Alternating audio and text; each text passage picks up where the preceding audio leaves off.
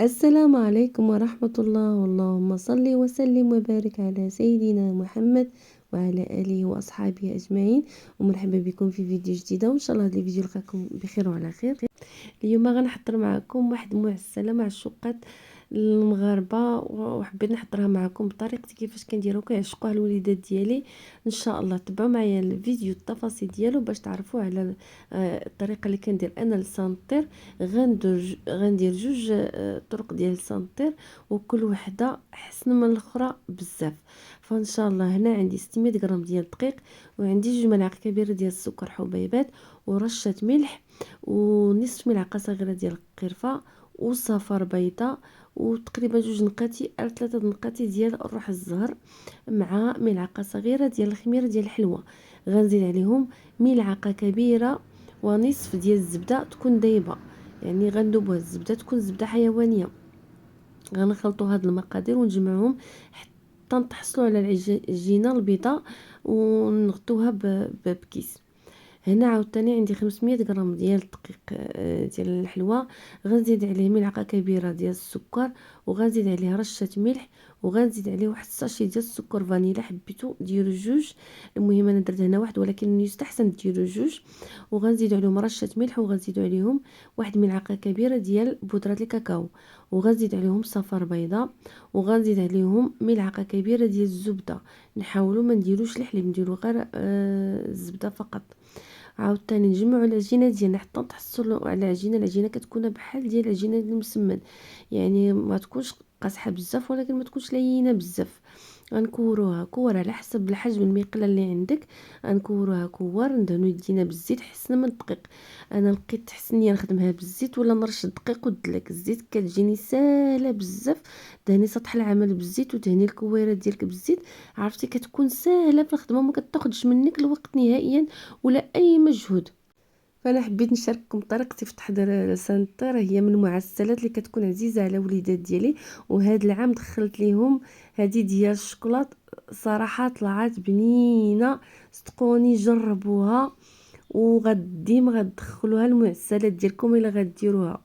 هنا كما قلت لكم كندهنوا سطح العمل بشويه ديال الزيت، وكندلكوا الورقه الكويرات ديالنا حتى نتحصلوا على ورقه، وكنديرهم فوق العافيه حتى تنشف لينا، ما نخليوهاش تحمر، غير تنشف من جهه ونشفوها من الجهه الاخرى. نحيدوها نغطوها بمنديل، ونديروا في نديروها داخل المنديل باش ما تنشفش لينا، ونكملوا جميع الكويرات اللي عندنا. المهم الا وصلتي معايا لهنا مرحبا بك في قناتي. فانا كنحاول نحضر وصفات بسيطه وتكون في المتناول وتكون في نفس الوقت بنينه. كنحاول نحاول نقدمها لكم بطريقه مبسطه. فيعني نتمنى ان شاء الله الفيديو ينال الاعجاب ديالكم، ودخلوا تفرجوا في القناه، شاهدوا القناه، يمكن تنال الاعجاب ديالكم. فإلا عجبتكم فما تبخلوش عليا بالاشتراك، وديروا زر الجرس باش يوصلكم كل جديد ان شاء الله.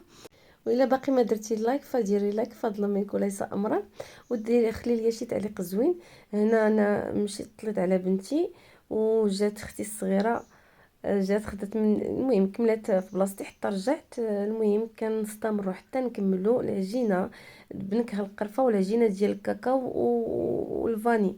فكناخذوا شي ديال الدقيق كنخلطوه بالماء، وكنلويوهم كنلفوهم هكا، ولكن ما تزيروهمش، لفوهم ما تضغطوش عليهم، لفوهم. في الاخير ديروا هذاك الدقيق ديال الماء باش يجمعهم. المهم راه ساهلين، راه ما خداوش مني الوقت بزاف. دغيا وجدتهم، راه بديتهم ما عرفت مع اش مع الخمسة، ساليت مع التسعود، ولكن مع التصوير ما تنساوش. الا كنتو ما كتصوروش غتصوريو قبل، وكيجيو كما قلت لكم ساهلين. هنا كنديروا الزيت ديالنا حتى تسخن مزيان، ونرجعوا العافيه تكون متوسطه، ونديروهم في المقله ديالنا. غنديروا ما تخافوش عليهم الا نشفت هذيك العجينه باش لصقناهم راه ما يطحلوش لك نهائيا. فغنديروهم يتقلاو. كما قلت لكم العافيه تكون يعني نشعلوها مزيان حتى تسخن لينا مزيان الزيت. من بعدها غنردوها تكون متوسطه، نطيبوهم على نار متوسطه باش يطيبوا لينا ما يتعجنوش وما يتحرقوش، يعني ما يتشوطوش بلا ما يكونوا طايبين. فغناخذوا هذا العسل اللي كنت حضرته معكم. هذا العسل المهم سخنته شويه، وغندير عليه دابا، غندير فيه السنتر ونخليه تشرب العسل ما بين نطيب الوجبه الثانيه. يعني الصراحه ساهلين، وكنجمعهم غير هكاك، مبقيتش كنهز وحده بوحده لحقاش ملي نشفت العجينه ما غيتحلوش لك نهائيا. فكنقليوهم كما قلت لكم درجه العافيه تكون متوسطه، ونردوا ليهم البال باش ما يتحرقوش. عرفتوا كتخرج فيهم واحد ريحه القرفه وريحه الزهر، سبحان الله العظيم بدات روائح رمضان في المطبخ ديالي. فعجبوا الوليدات وعاونوني، وكل واحد سبحان الله العظيم شنو كان كيدير. المهم هنا ديال الكاكاو، كناخذوا واحد الملعقه صغيره ديال الكاكاو، كنزيدوا هذاك الخليط اللي درنا ديال الدقيق والماء، كنحركوهم مزيان باش نسقوا بهم هادو ديال الكاكاو. ما ديروش دقيق والماء هكاك بوحدو لحقاش غيبقى لكم بيض وغيبان فيهم. المهم فكناخذوا كنلويهم كما الاولين، كما قلت لكم ما تزيروش عليهم، كنلويهم وندير لهم هذيك العجينه مخلطه بالماء، ونسقوهم من الجوانب ونخليهم حتى نكملوهم هكا.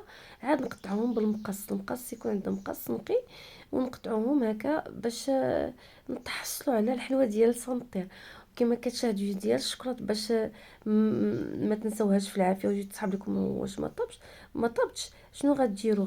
غديروها في العافيه وتردوا ليها البر حتى تبان لكم نشفات. تقلبوا هذيك الجهه تقلبوها للجهه الثانيه، ومن بعدها 2 دقائق تهزوها.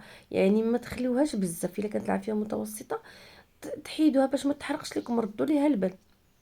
ها هي وجدت معنا. المهم باقي كاين واحد الكميه اخرى في واحد الطبسيل، وكاين هذوك الطرفه اللي حيدتهم حتى هما قليتهم الوليدات. كما كتشاهدوا راه هذه عرفتوا جربوا هذه ديال الشوكولا، ديال بودره ديال الشوكولا والفاني، عرفتوا جربوها وصراحه غاتعجبكم.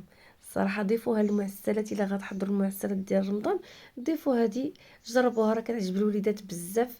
انا عجبوني بجوج، ولكن الا درتو هذه ديال بودره الكاكاو كما قلت لكم ديروا 2 ساشي ديال الفاني، ولا غديروا الا عندكم روح الفاني ديروا روح الفاني مع البودره ديال الكاكاو، ما ديروش شي نكهه اخرى.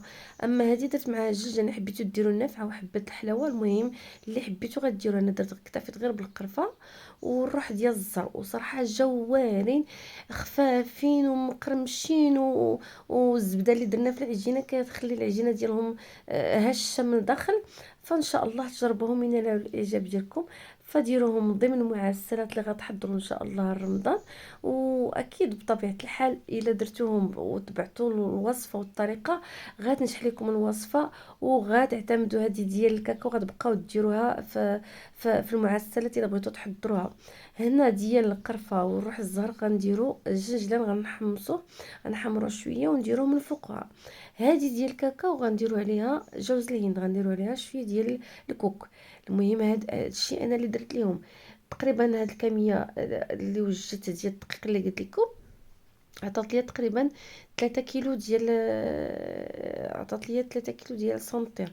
المهم جربوها واكيد ان شاء الله غتعجبكم.